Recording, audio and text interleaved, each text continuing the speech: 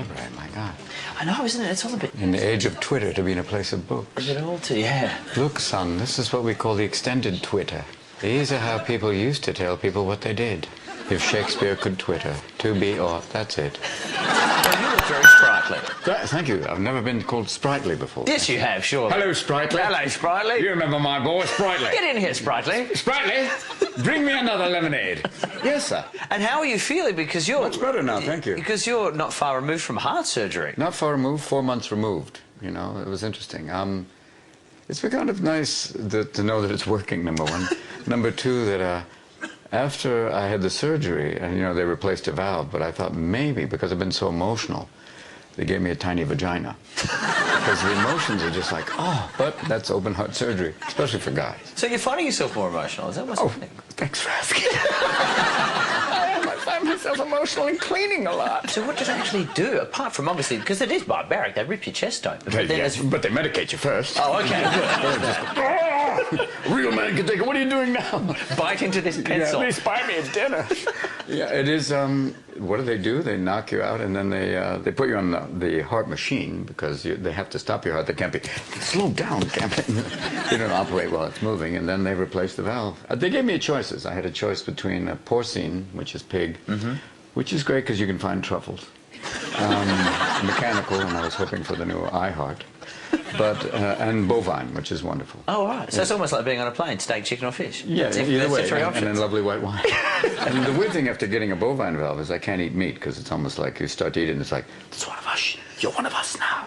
You can't do this. I'm taking Viagra after heart surgery. It's like a Civil War reenactment in a wheelchair. You know, it's basically... That's a nice little game of Russian roulette you play there. You're right, playing Russian roulette with a shotgun.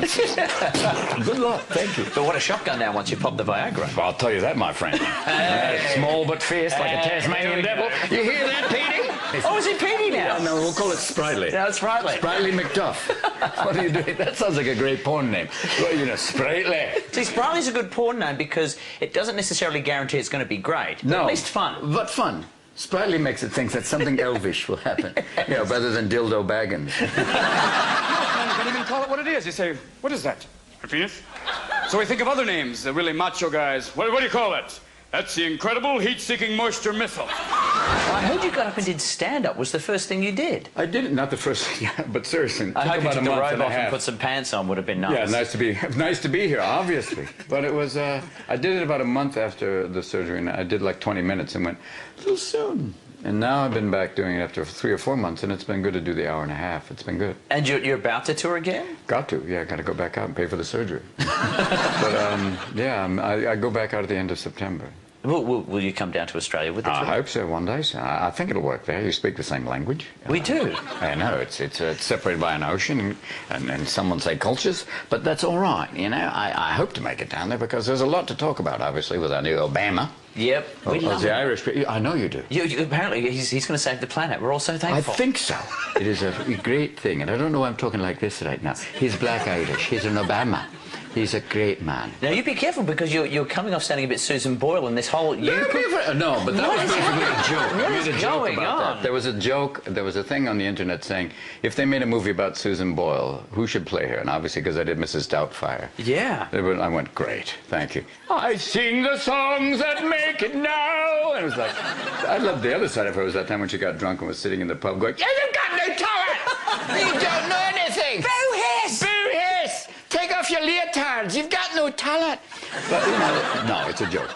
God bless. But now you've got one of your old stand-up shows. Yes, one of your so very old, I don't first. remember. 1982. At the dawn of time, sir. But one of those great specials. It was good to see it back. It was up there with your show at the Met, which I thought the was show one at the of Met was best a blast. ones, Yeah, best that was really stand-up shows fun. ever. When we did it at the Met, it was fun because the Metropolitan Opera had never had stand-up comedy. And they have all these wonderful old Irish usherettes who are going, oh, dear God, it's pornography. And at the same place at Pavarotti, and I'm doing basically penis jokes, and they're like, oh, no, oh, dear God. Let's give you a very special picture. I'm glad you had the old wide-angle lens on there. It's now time for what we call your public probe. This is 5 questions. Public probe. Non-invasive. Are you ready? Yes. Let's do this. Are you ready to play? Yes. Manuel, are you happy to be here? Of course, look how hairy I am. Stop it. What did we do last night? You remember? Okay, here we go. This is from Heather in Queensland. What's your favourite accent? It has to be Scottish just because you can say anything on that. It's just, you know, brace yourself. That's Scottish foreplay. But I think it is the idea that it just works everywhere. Because it can be so soothing, yet so aggressive! Either way, you can do both. And then probably during the moment of, oh dear, God, you're good. Splendid. You've made me feel like a man again. Oh, bro. From Andrew in the ACT, what's the biggest advantage to being hairy? The biggest advantage of being hairy is, number one, you have natural bug protection. This, I've seen mosquitoes take their own life. And the thing about being hairy, you are warm at all times. Yes. But then you have people saying, don't wear fur, and I'm going, I am fur. There is that weird thing of, you know, the pros and cons. I've actually once had two women, they had to wax my back for a movie, and at one point they said, do you mind if we take a break? I felt like, nobody knows the back hair I've seen. But it's pretty crazy. And from Kristen in Western Australia, what's the best advice you've ever been given? It was actually from Betty Davis years ago, and she said, learn to say no.